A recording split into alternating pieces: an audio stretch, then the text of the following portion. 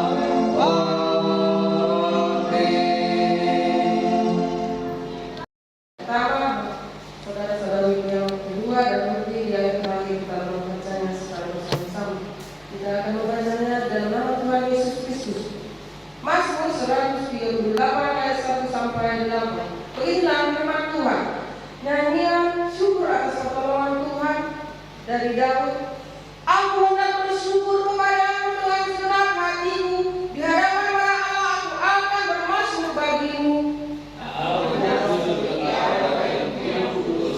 Dan memuji namamu oleh karena kasihmu dan oleh karena setiamu, sebab kau buat namamu dan janjimu melebihi segala sesuatu. Pada hari aku berseru, engkau pun menjawab aku. Engkau menambahkan kekuatan dalam jiwaku.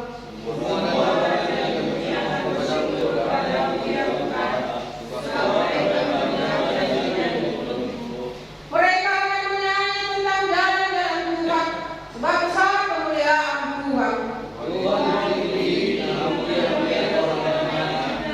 Dan mengenal orang yang sombong dari jauh.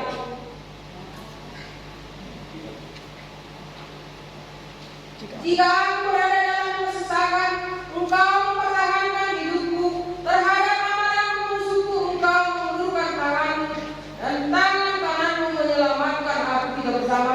Tuhan akan menyelesaikannya bagiku. Ya Tuhan, kasih setiamu untuk selama-lamanya. Janganlah kau tinggalkan perbuatan tanganmu. Amin. Jemaat kami silakan duduk kembali. Kita akan menyambut renungan yang sampai dalam Bapak Pendeta kita. Terlebih dahulu kita menyanyikan lagu Rohani Metodis nomor 245.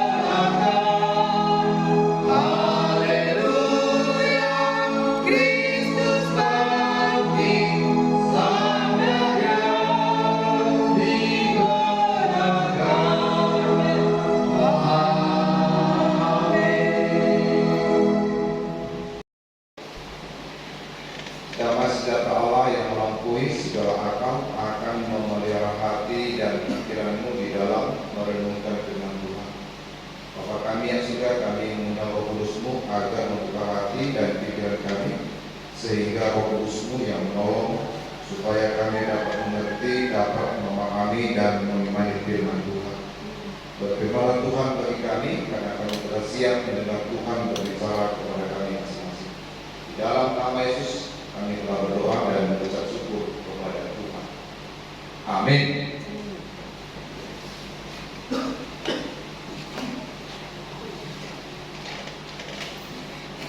Salam Bapak Ibu. Salam. Salam anak sekolah Minggu. Apa kabarnya? Luar biasa. Selamat Paskah. Selamat Paskah. Jadi kalau zaman Yesus, Paskah perempuan yang ramai. Zaman sekarang, Paskah anak-anak yang ramai. Jadi konteksnya dulu anak-anak tidak boleh berbagi.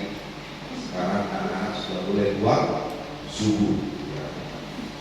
Jadi begitu bedanya. Tapi apapun ceritanya, laki-laki tetap terbelakang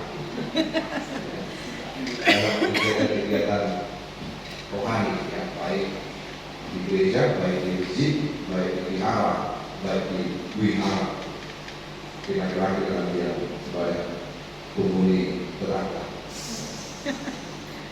Baik, Bapak Ibu dan anak sekolah Minggu, firman Tuhan yang kita renungkan pada Paskah Sungguh tahun ini diambil dari 2 Korintus pasal 4 ayat 7. 2 Korintus 4 ayat 7 sampai dengan ayatnya yang ke-11. 2 Korintus 4 ayat 7 sampai dengan ayatnya ke-11. Kalau kita sudah ketemu, kita katakan amin. Kita akan membacanya secara bergantian. Beginilah firman Tuhan. Harta rohani dalam bejana tanah, tetapi harta ini kami punyai dalam bejana tanah liat, supaya nyata bahwa kekuatan yang melimpah-limpah itu berasal dari Allah, bukan dari diri kami. Dalam segala hal kami ditindas, Namun tidak terjepit, kami habis akal, namun tidak putus asa. Kami dianiaya, namun tidak ditinggalkan sendirian. Kami dihempaskan, namun tidak binasa. kami senantiasa membawa kematian Yesus dalam Doa kami supaya kehidupan Yesus juga menjadi nyata di dalam tubuh kami. Kita bersama-sama. Sebab kami masih hidup ini, terus berserah kepada maut karena Yesus, Supaya juga hidup Yesus menjadi nyata di dalam tubuh kami yang fana ini. amin. Bapak Ibu yang dikasihi oleh Yesus dan kepada anak-anak sekolah Minggu, ya, tema kita pada Paskah Sungguh ini yaitu menang bersama Kristus, ya. Menang bersama Kristus. Tadi saya dengar kalau imam berkat mengucapkan selamat hari kemenangan. Jadi lebih dulu kita daripada dalam tetangga, kayak gitu, ya. Jadi kalau dalam tetangga kan kita berdua, ya, April. Kalau kita sekarang, ya, merayakan hari kemenangan, ya, menang bersama Kristus. Ya Bapak Ibu yang dikasihi Yesus, ya semua orang bilang kalau sekarang ini kita hidup dalam era globalisasi, ya, atau era digital, ya, era modern. Tentu kita akan lebih memahami, ya, apalagi saya mau katakan bahwa ya kepada yang masih muda-muda akan lebih ya tahu daripada saya apa kira-kira ciri-ciri khas dari era globalisasi ini, atau dari era digital ini, atau dari era modernisasi ini. Tapi yang satu yang bisa saya katakan, salah satu cirinya adalah persaingan. Di era globalisasi ini, ciri yang paling menonjol dan yang terlihat itu adalah soal persaingan. Persaingan yang ketat, persaingan yang keras, dan seringkali amat kejam. Bahkan itu bisa terjadi antar pribadi, antar kelompok, dan juga antar negara. Maka itulah tentu jemaat yang dikasihi Yesus, kata kunci dalam persaingan itu kan menang. Tidak ada istilah persaingan itu, ya, tidak ada istilah untuk kalah. Yang ada adalah untuk menang. Anda menang, maka Anda akan melesat maju. Tapi kalau Anda kalah, maka Anda akan tersingkir. Sebab itu Anda mesti menang, tidak boleh kalah. Sesungguhnya hidup pada zaman ini, kita mengatakan hidup dalam situasi yang berat. Banyak stres, yang menang stres karena memang mesti menang terus. Yang kalah apa lagi? Jadi kalau pengalaman dari anak-anak, karena mereka punya prestasi di sekolah, karena mereka juara 1 pun stres, juara 2 pun mereka stres. Kenapa stres? Karena mereka stres untuk mempertahankannya. Jadi yang menang saja pun, yang juara saja pun stres. Apa? Yang kalah. Ketika semua orang adalah saingan yang mesti dikalahkan, ada jauh lebih banyak penjilat dan pengkhianatan daripada semangat. Jadi kalau kita sering temukan itu misalnya dalam dunia pekerjaan atau dalam dunia lingkungan, karena persaingan itu begitu ketat, tentu muncul tipe-tipe yang disebut dengan penjilat dan pengkhianatan. Mengapa? Karena mereka masuk menang. Maka tentu cara-cara kotor pun kadang dihalalkan pada kutip untuk dilakukan. Dan ketika kemenangan adalah satu-satunya kunci sukses, tidak heran kita juga menyaksikan banyak orang atau kelompok atau negara yang cenderung menang-menangan.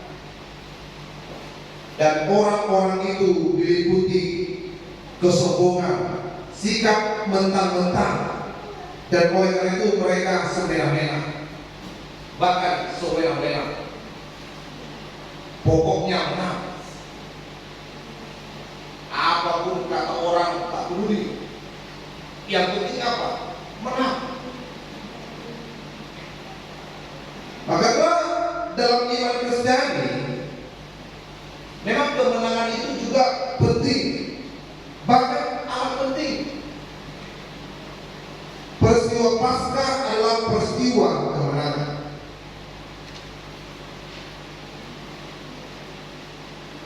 Salam Paskah yang paling tua adalah yang disebut dengan Christos Victor, ya, artinya Kristus menang. Jadi dari sekian kita tadi yang berkat yang masih mungkin ingat dia kalau itu salam Paskah, selamat hari kemenangan. Kalau jamak apa pasalnya Kristos Victor, Kristus menang, itu salam Paskah yang paling tua. Dan saking tuanya kita sudah banyak yang lupa. Jadi dalam Paskah biasanya itu harus disampaikan salam Kristos Victor, Kristus menang. Maka itulah menurut Paulus, orang percaya adalah orang yang lebih daripada orang yang menang. Karena itu Bapak Ibu dan anak sekolah minggu, sekali lagi kemenangan itu penting. Tetapi kalau Alkitab berbicara tentang kemenangan, ia berbicara tentang kemenangan yang sama sekali lain, yaitu kemenangan bersama Kristus. Menang karena Kristus dan menang di dalam Kristus. Jadi kalau siang nanti setelah ibadah hari raya Paskah kan ada perlombaan. Saya yakinlah Bapak Ibu anak-anak sekolah minggu yang akan ikut perlombaan pasti untuk menang. Hanya pendeta yang ikut pertandingan itu kalah. Asal pos rohani dua sih menang. Jadi kalau menang jemaat itu harus di gereja. Amin. Amin. Kalau pendeta kalah itu tidak ada di gereja. Jadi tahun lalu, ya,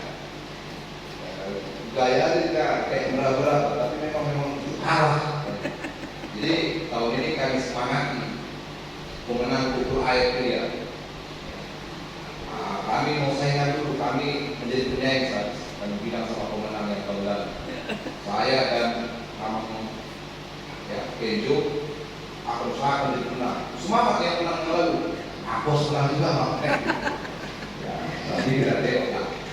Kadang memang pendeta sering kalah dan sering begitu situasinya untuk memberikan sukacita. Tapi kalaupun nanti jemaat yang katakan belum mau tidak kurang mulai, gitu kan, minimal pendeta dapat ember, Keranjang. keranjang atau alat-alat dapur yang sudah disiapkan. Yang penting tidak ada pisau yang siap. Karena kalau disiapkan pisau, yang mau selamat, lain lagi dari tanda.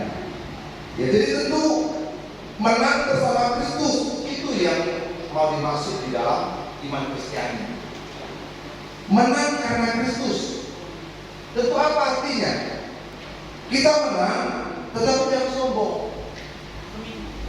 Jangan membanggakan diri, lebih-lebih jangan sok. Mentang-mentang dan menang-menangan. Maka pada ayat yang ke-7 Paulus mengatakan, tetapi harta ini kami punyai dalam bejana tanda supaya nyata bahwa kekuatan yang berlimpah-limpah itu berasal dari Allah, bukan dari diri kami. Kita memang diajak untuk menang, tetapi menang dalam konteks iman Kristiani itu adalah kalaupun menang jangan sombong, kalaupun menang jangan membanggakan diri, kalaupun menang jangan jadi sok. Menang, tapi tetaplah berharap. Kita ini kata Paulus adalah ibarat bejana tanah liat. Ya. Oleh karena itu diri kita ini sebenarnya tinggi, mudah retak, gampang pecah. Jadi karena kita gampang pecah, kita harus tahu bahwa kemenangan yang ada pada kita, bahwa yang ada pada kita itu berasal dari Allah, bukan dari kekuatan, kehebatan kita. Bukan juga berarti bahwa kita tidak berharga. Kita berharga semua. Saya berharga, Bapak Ibu berharga, anak-anak sekolah minggu ini semua berharga. Dalam kitab Yesaya dikatakan kita ini berharga di mata Tuhan. Tetapi berharga oleh karena di dalam bejana yang lempung itu di dalam diri kita tersimpan harta karun ilahi yang luar biasa harganya. Ternyata sekalipun kita di manusia yang ringkih, manusia yang lemah, ada harta yang berharga yang ada di dalam diri kita.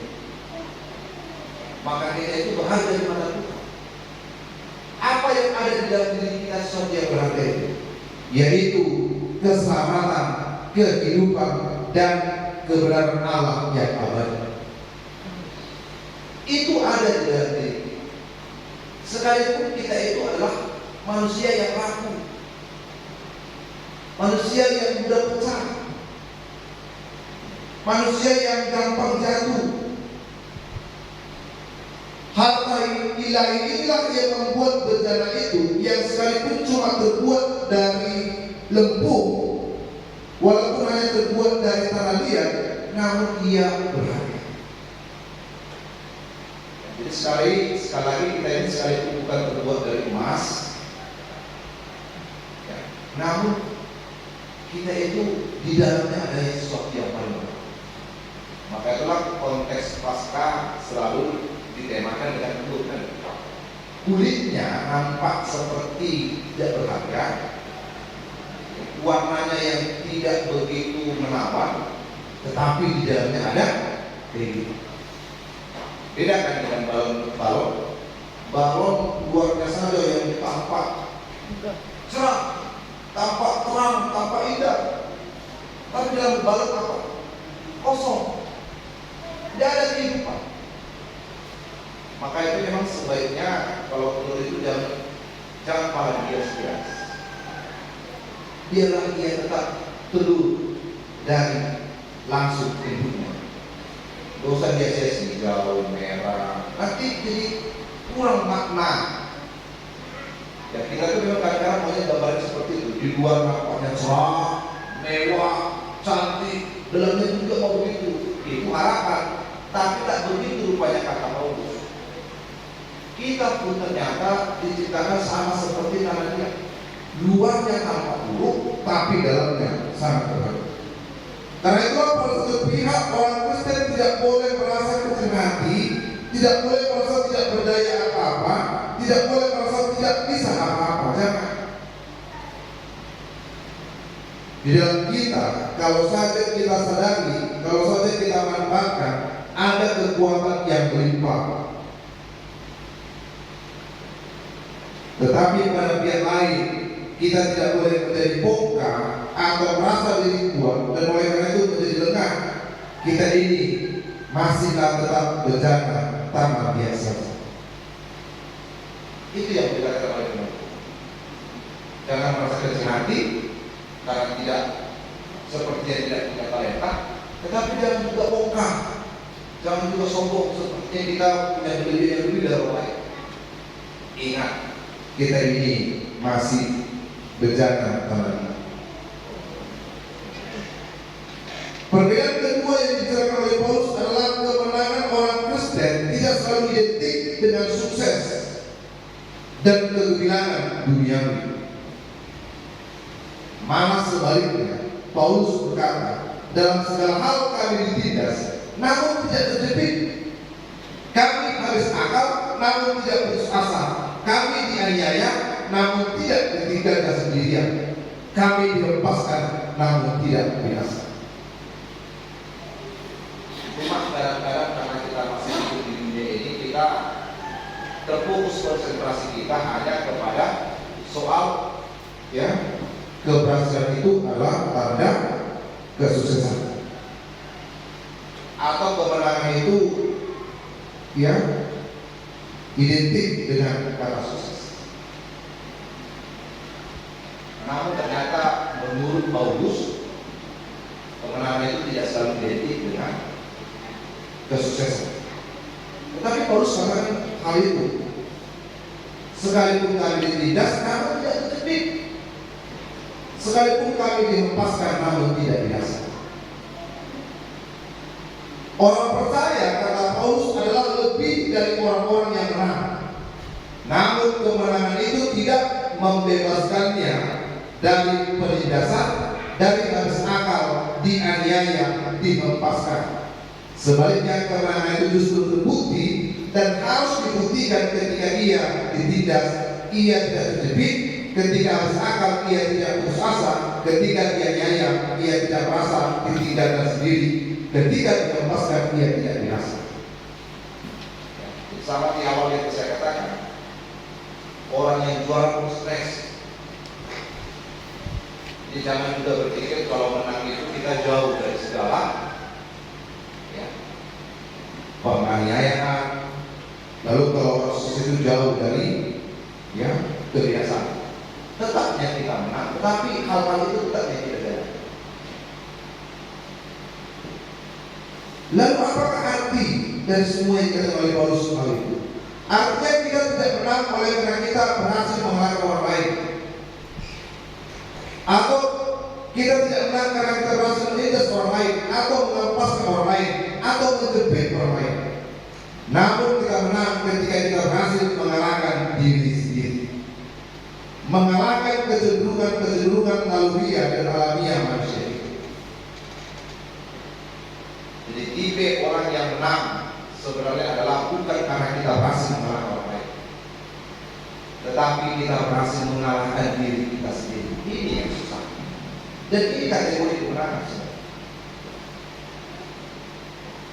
Dari yang biasanya berbuat jahat, tidak berbuat jahat. Dari yang biasanya suka berbohong, tidak berbohong lagi. Gampang yang mengalahkan orang lain. Dan jangan jadi merasa hebat kalau kita bisa menjepit orang. Kemenangan itu, kata Paulus, adalah ketika kita berhasil melawan diri kita sendiri, melawan kejahatan-kejahatan yang ada pada diri kita. Itu baru namanya orang hebat. Apa itu kecenderungan alamiah atau alamiah manusia kita? Yaitu manusia itu gampang lupa daratan.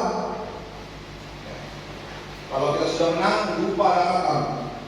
Namun gampang putus asa ketika kalah. Ini yang mesti dikalahkan dengan kekuatan dan kuasa Kristus.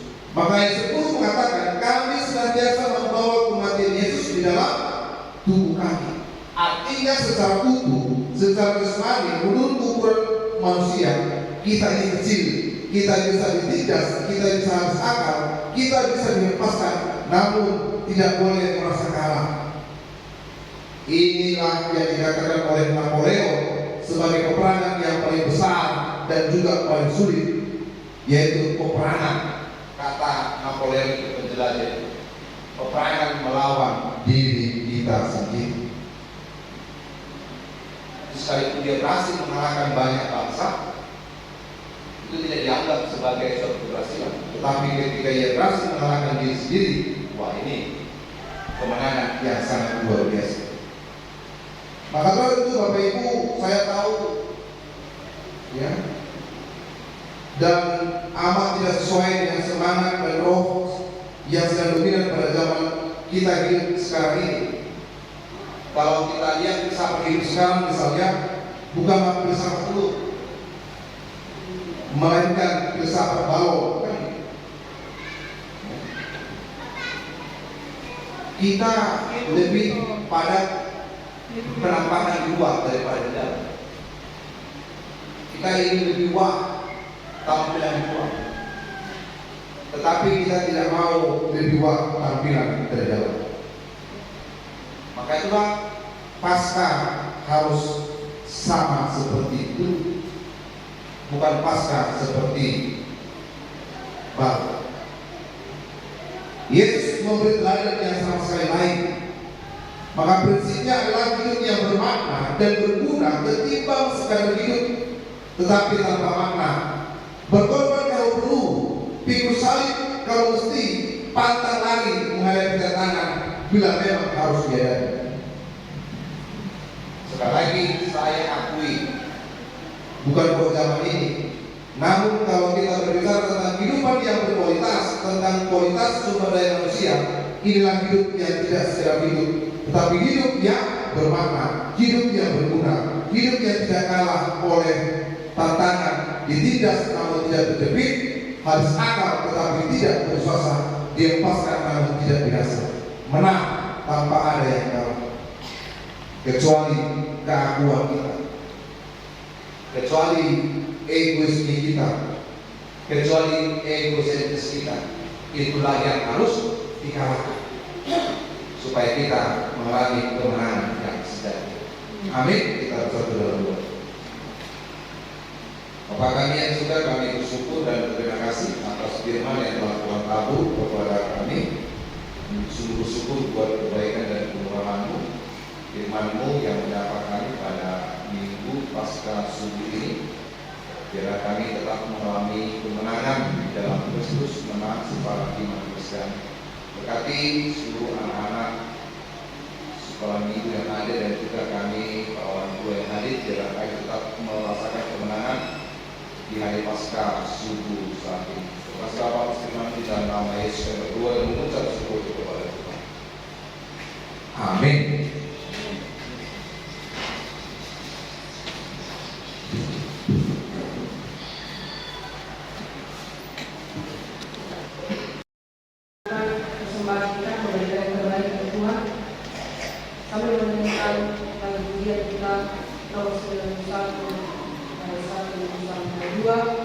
Dan nanti selanjutnya akan berdoa syafaat dan dimulakan oleh senjata. Baiklah, kita mengumpulkan yang terbaik bagi Tuhan. Kita menyanyikan lagu nomor 91 ayat 1 sampai 2.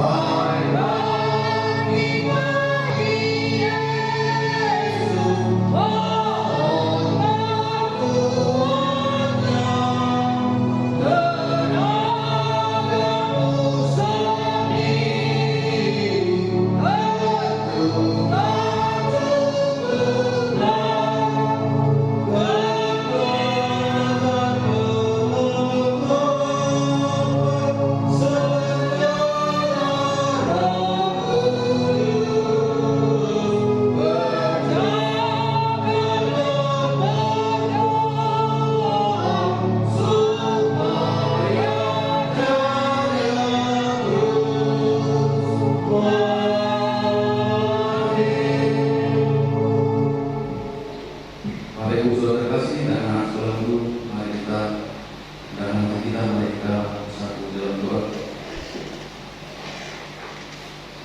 Allah Bapa kami yang bertata dalam kerajaan surga, kami sungguh bersyukur berterima kasih kepadamu ya Bapa, dan Tuhan masih minta yang berkati kami, boleh menolong kami dari hidup kami atau misalkan sepanjang malam. Itu semua akan kekuatan dan berkat Tuhan. Tapi itu terima kasih setiapmu di dalam kehidupan kami dan kebaikan dalam kehidupan kami, sehingga kami masih boleh merasakan kesehatan dan narasi kehidupan yang boleh kita curahkan di dalam kehidupan kami sampai pada hari ini terjadi hari yang akan datang. Bapa di surga, saat ini Tuhan, kami boleh melaksanakan ibadah pasca subuh kami pada hari ini. Berkati kami Tuhan yang ada pada saat ini, kita yang mengajukan kesehatan dan keamanan seperti kami. Kami yakin dan percaya bahwa hari ini adalah hari kemenangan bagi umat Kristen seluruh dunia. Karena Tuhan telah bangkit dan hidup dan untuk menembus dosa kami. Terima kasih Bapa, terima kasih Tuhan Yesus Kristus buat pengorbananmu di kayu salib. Biarlah Tuhan yang boleh menjadi manusia, orang-orang yang baru, meninggalkan segala kejadian kami, awal kami. Biarlah kami boleh hidup seturut dengan kehendak-Mu dan sesuai dengan perintah-Mu. Bapa di surga, berkati Tuhan saudara-saudara kami ataupun jemaat yang lain yang tidak bisa hadir pada saat ini, di mana mereka berada pada saat ini. Tuhan menyertai dan memberkati kehidupan mereka. Kalau mereka di dalam keadaan yang kurang sehat ataupun sakit, Tuhan kami mohon kepadamu, kalau itu saudara kami yang sakit pada saat ini, Tuhan menyembuhkannya melalui hidup Tuhan Yesus. Jemaat saudara kami yang lain, Tuhan boleh sembuhkan dan berikan total. Dan juga saudara kami yang sedang bekerja, di mana mereka berada saat ini, Tuhan memberkati mereka, memberikan mereka kesehatan pada umur, supaya mereka juga boleh bersyukur kepadamu di mana mereka berada. Bapa di surga, kami yakin dan percaya bahwa Tuhan Yesus telah bangkit bagi kami, dan kami juga percaya dan yakin bahwa Tuhan telah membangkitkan roh orang tua kami atau saudara kami yang telah memanggil terlebih dahulu dari kami. Tempatkan mereka semua Tuhan di sisi-Mu, tempatkan mereka yang terbaik di sebelah kanan ya Bapa, supaya mereka juga boleh bersukacita dalam Tuhan. Bapa di surga, berkati anak-anak kami yang masih balita, yang bersekolah atau yang sudah merantau jauh dari orang tuanya. Tuhan memberkati mereka, memberkati pertumbuhan mereka, memberi kesehatan kepintaran. Yang sudah bekerja memberkati, memberkat datang sejahtera yang berkah. Terima kasih kepada surga. Kalau tadi Tuhan kami boleh mendengarkan firman Tuhan disampaikan oleh Bapak Pendeta kami, dalam firman itu Tuhan boleh kami renungkan dengan kami supaya kami boleh menjadi manusia-manusia yang pemenang dan boleh mengalahkan keinginan kami, nafsu kami, supaya kami boleh hidup sesuai dengan kehendak-Mu saja. Sembahan yang boleh kami kumpulkan pada saat ini, biarlah itu menjadi kebaikan di hadapan-Mu yang boleh kami gunakan hanya untuk kemuliaan-Mu saja. Terima kasih kepada surga, kegiatan kami sepanjang hari ini, mulai dari pasca subuh ini Tuhan, dan ibadah raya pasca kami, dan sampai nanti kami boleh mengikuti perlombaan untuk mendayakan hari pasca di tahun 2003 ini. Kami serahkan kehidupan kami hanya ke dalam tangan pengasihan-Mu. Berkati kami Tuhan dalam setiap pekerjaan kami, apapun menjadi pekerjaan kami, usaha kami, pekerjaan kami, kembali menjadi bersaksi dari Tuhan, supaya kami semakin bersukacita di dalam Tuhan. Terima kasih kepada surga, kami serahkan kehidupan kami oleh hari ini dan sampai selama-lamanya di dalam tangan pengasihan-Mu. Terima doa kami kepada surga, dengan doa kami, hanya di dalam nama Yesus Kristus kami berdoa dan bersyukur kepada-Mu. Haleluya. Amin.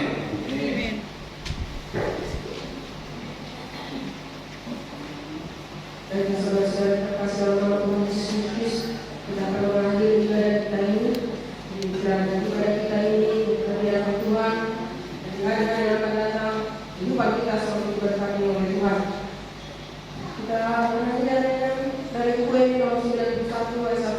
Tuhan.